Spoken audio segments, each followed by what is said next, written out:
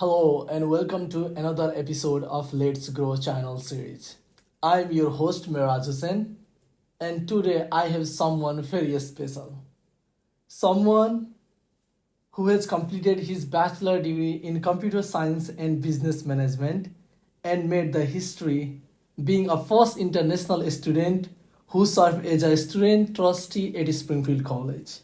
He is well known on campus and has done some truly incredible work in different fields, whether it's academic, leadership, and so on.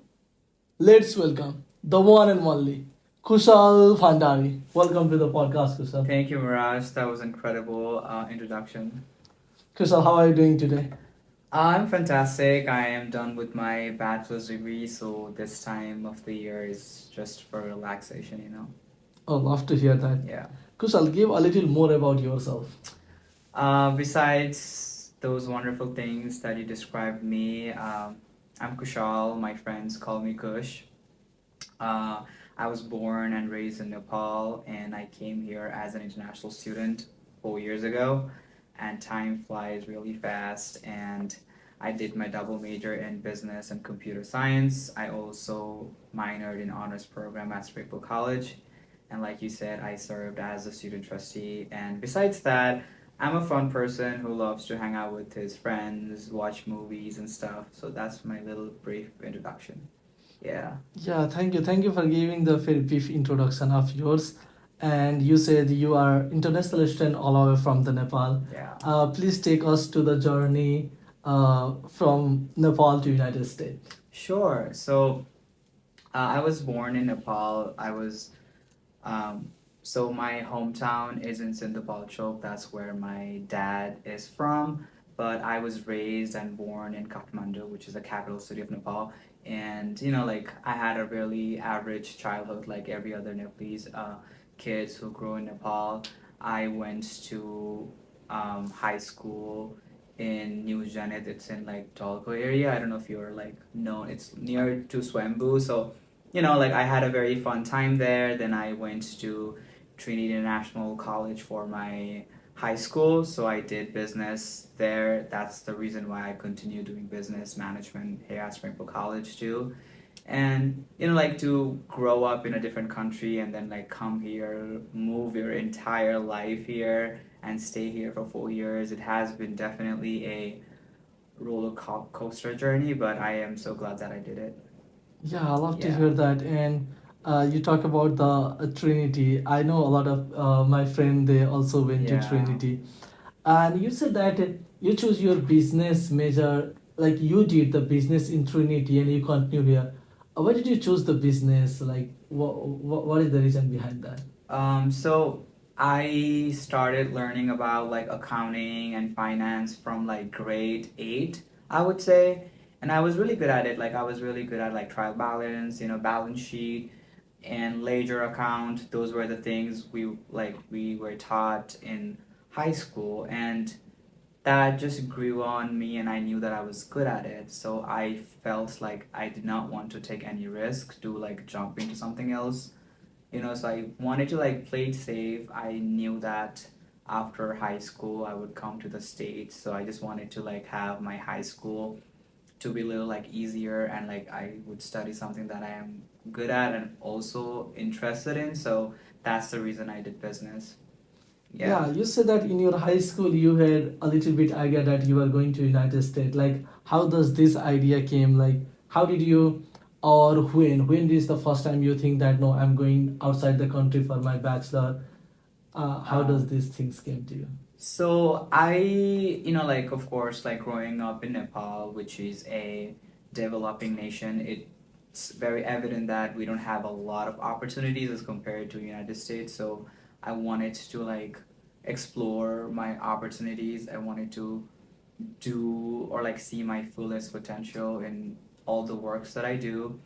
So honestly speaking, like even my family, they wanted me to like go to the States and like see how well I do there, to see how independent I could be without them, and try to like earn my own money, because back home all the things that I did was using my family's money. Like I did not have any income. So I wanted to like gain that financial independency and wanted to like do things on my own to see and explore new cultures. So I had set my mind to like come to the States. And of all the countries like Australia or Canada that a lot of Nepalese students go, I wanted to come to the States because I felt more connected. And I think it was during COVID when I set my mind like I'm gonna come like after I'm done with my finals, I'll apply to one of the colleges and I'll come. So that's how I figured out. Yeah, that's so amazing. Yeah. That's so interesting, and I like the way you say that even though your parents and you were like they were supporting you to go to the United States, and Yeah. talking about myself, I didn't know that I'm going to the United States or even out of the country. So I wanted to go a little bit back to your home background. Like, what does your father do? Are you the first generation who think or came to the college? How did you navigate the application process? And why did you choose the Springfield College? Yeah, that's a very loaded question. Sure. So, I live in a very small household. I grew up with my father and my two elder sisters. And yes, I'm a first gen student. My father, I think he just did high school. So, I'm the first person in my family to even like travel outside the country for education. Oh, So, wow. that comes with a lot of expectations and responsibility. And I think those also are the reasons why I took certain decisions when I got here. But moving back to like my family back home, we are a very small family. So, like I was mostly raised by my sisters, I would say, and my aunt, who I call my papa. So these three incredible women shaped me to become the man that I am today. And like I am so inspired by their hard work and their sacrifices and their love that they have showed upon me for like so many years. And like I would basically credit all the things that I've achieved in these 4 years at Springfield College, or even before that at my high school, to my sisters and my aunt who were like that sole backbone for me. Yeah. Wow. That sounds fun. Did I miss Uh, a question? yeah. Why did I choose Springfield College? So honestly, like it was not in my college list, Springfield College. So when I first sent in my applications, like during the application time, which was like during November, I did not like have Springfield College on my list at all because I was not familiar with this college. So like I had a few colleges from Massachusetts. I had Amherst College and I have like other colleges, but like I did not have Springfield College. So what happened was I did not get into those colleges. I got whitelisted at some. So I totally like I wanted to go to the States then, so I had set my mind, but then I realized that I have no colleges on my list. So after doing some research and talking to a few people, I found out about Springfield College. And after talking with like people here, I found out that they are very helpful and kind, and I'm like, okay, let's do it. So like I did not do a lot of research about this college before I got here. It was just like a few conversations with few people at the admissions team, and based on that, I made the decision. And 4 years later, I feel like that was a good decision. And everything happens in your life for a reason. And I'm like very strong advocate for like believe in your destiny because it's like everything is written for you. Yeah. Yeah, cool to hear that. Kushal, in the a little couple of minutes ago, you said I think it was like very emotional. Like you talk about like your papa, like your aunt and your Yeah. sister has great impact on you. Would you like to share some message? Would you like to give any message to them in Nepali language or any language you would like to? Sure. I don't know if they will watch it, but like once you publish it on YouTube, I'll share the link. I love you and thank you for all the love and support that you have given me for years. And I hope that I am making you proud. And just know that no matter where I go in life, I will always echo your heart within mine. Yeah, thank you very much. Yeah. I feel this like so powerful. Uh, Kushal, you have, as you know as we know, in Springfield College, you have a lot of remarkable things you did, even for the international student. As an international student, he has done a lot of things that really make our life easier in Springfield College. I would like to know, give a small overview of your 4 year journey at Springfield College. How do you see that journey? Sure. Again, like I said, it was a very, like a roller coaster journey for me. I've seen ups, I've seen downs, I've had moments where I've cried, missed home, moments where I've won awards and become happy, like moments with friends, moments of alone time. So, like I've had that whole experience that a typical college student would have, but the only difference is that I was a newcomer, or like I had to like find my place in this community. So that was the difficult part. And over the 4 years, like honestly, like my first year I was so quiet, I was so reserved, I was in my room the most of the time. So I was not even like active on campus. So I had to like take that time to find my place in this community, to finally start to like go out and meet new people, talk to new people. So I think it all started during my sophomore year, when I finally wanted to become who I truly was, which is a very outgoing person, like talking to new people and like jumping onto this leadership role. So then I decided to do those things, and the rest is history. Yeah, I love to hear that. Uh, if you already say a lot of ups and downs in the college, I would like to hear if you can share some of the highlights or challenges, some of the incident that you remember and want to share with us today. Sure.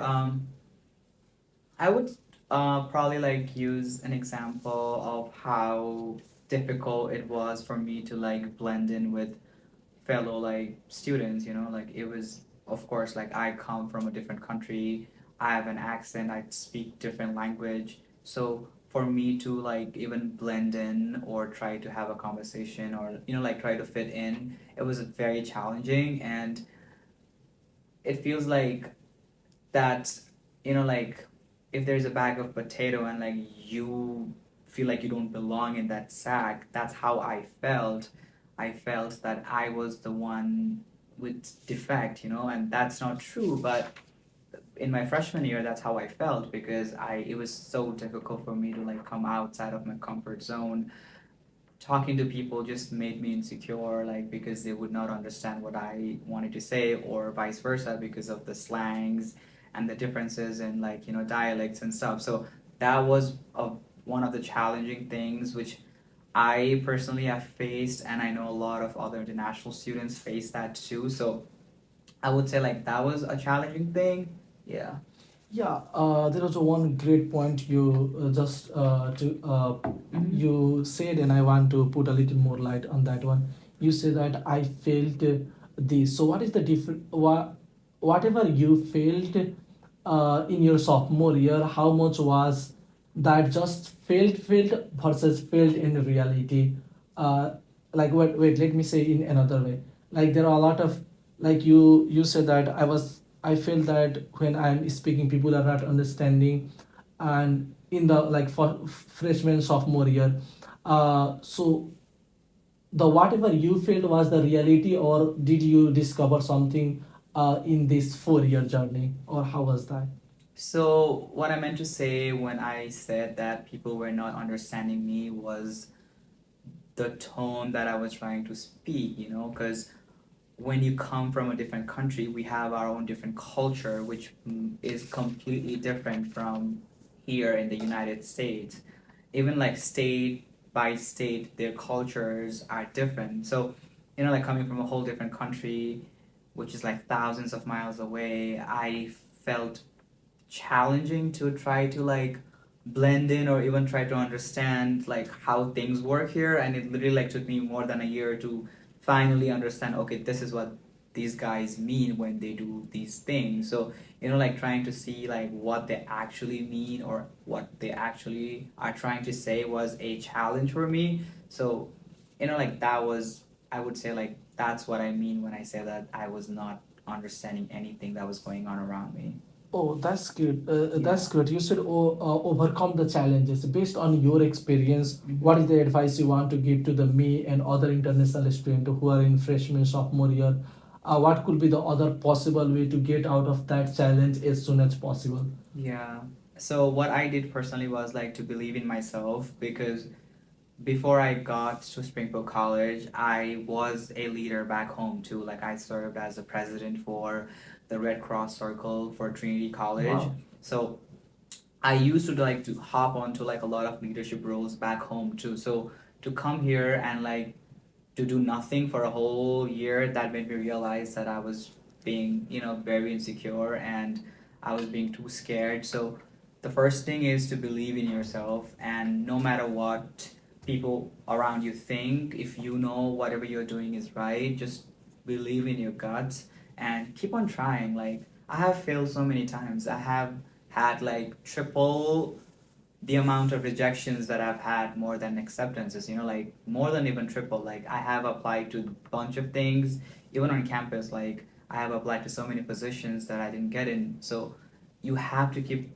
pushing, especially like if you are an international student, the journey is like 5 times more challenging for you. So you have to like have that preconceived mindset already that like it's gonna be a challenging road. So you have to be prepared and you have to like do that extra work to become successful, else it's gonna be very challenging. Yeah.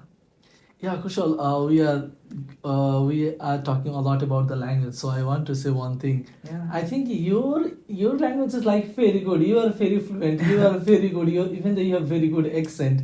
How did you get this accent? Was it from Nepal or how did you develop that? I want to learn that one. Sure, yeah. So honestly, like I always did public speaking. I feel like I was in grade 2 when I started debating, and I never had this fluent English. I still don't have it. Like I stutter a lot. I mispronounce certain things.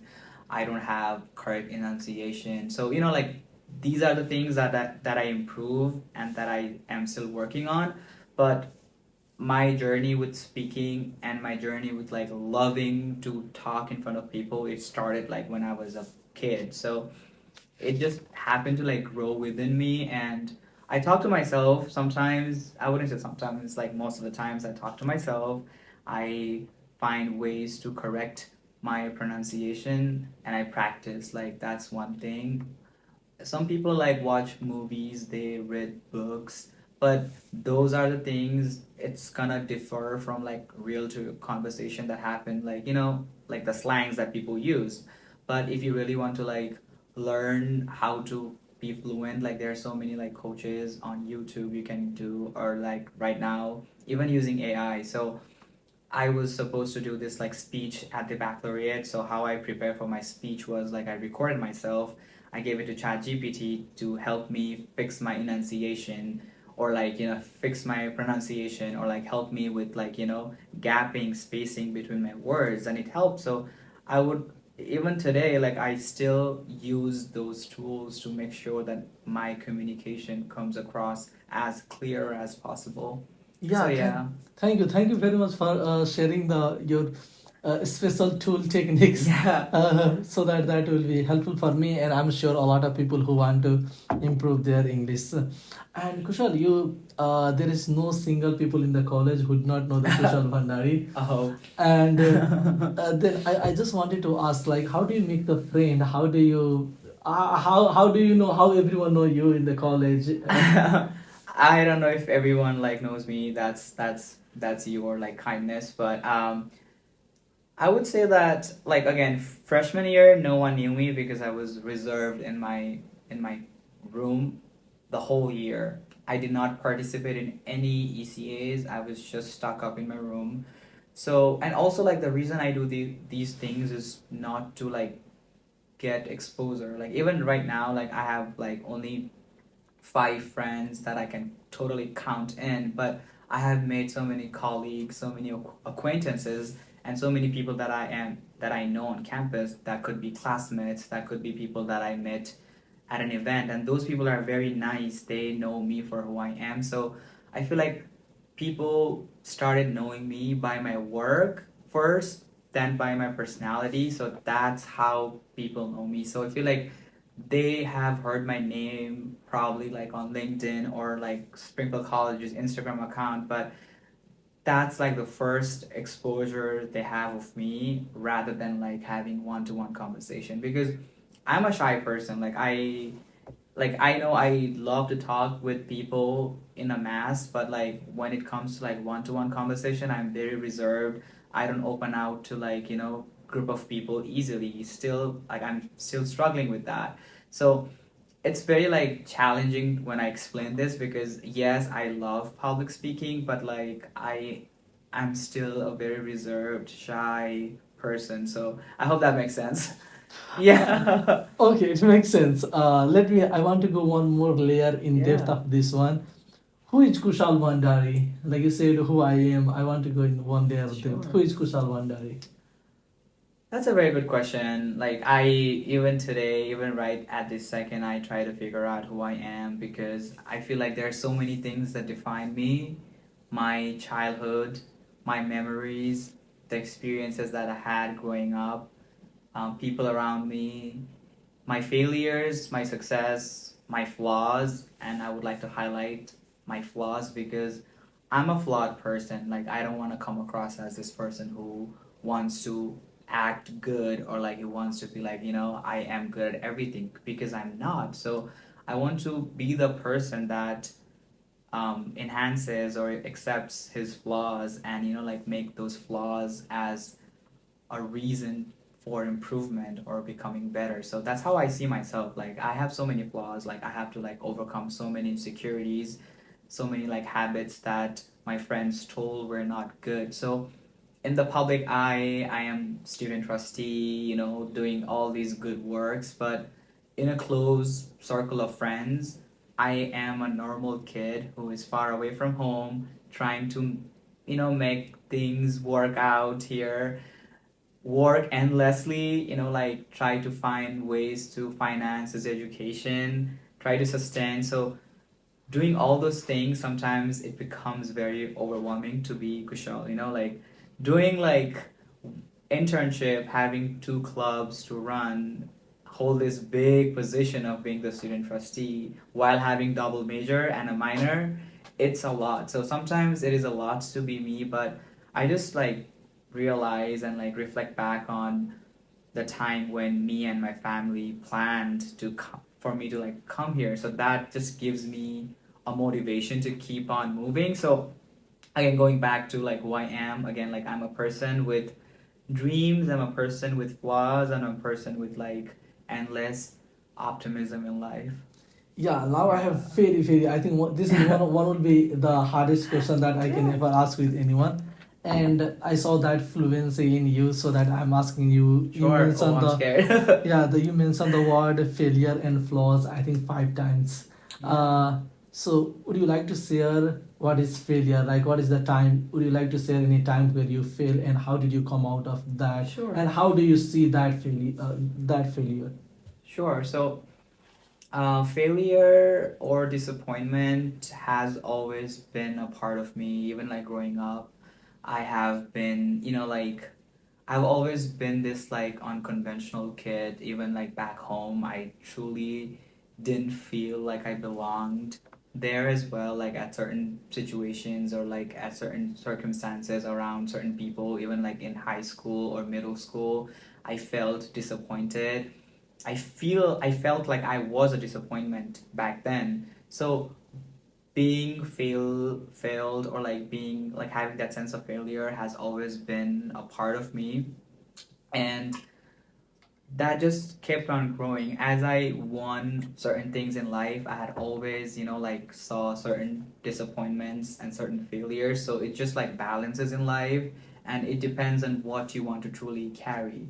For example, like right now, I have two choices: either to be happy about the success that I had in these 4 years, or to be sad and disappointments of like thousands of rejections that I had in this last month. So it's the choice that I have to make as a person, and it's difficult to like say that you have to move on, because it's very tough. Even I am struggling with it, but like you have to find like courage to accept those failures and make sure that you make most out of it by making sure that you trace your steps back and see where you made a mistake or if there are any rooms for improvement. So that's how I see it. For example, people don't know this story, and like I would like to use your platform to share that.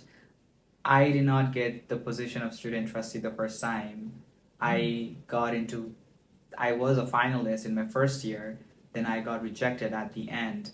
And it was my 1 year of hard work that I got the position in my second year when I reapplied.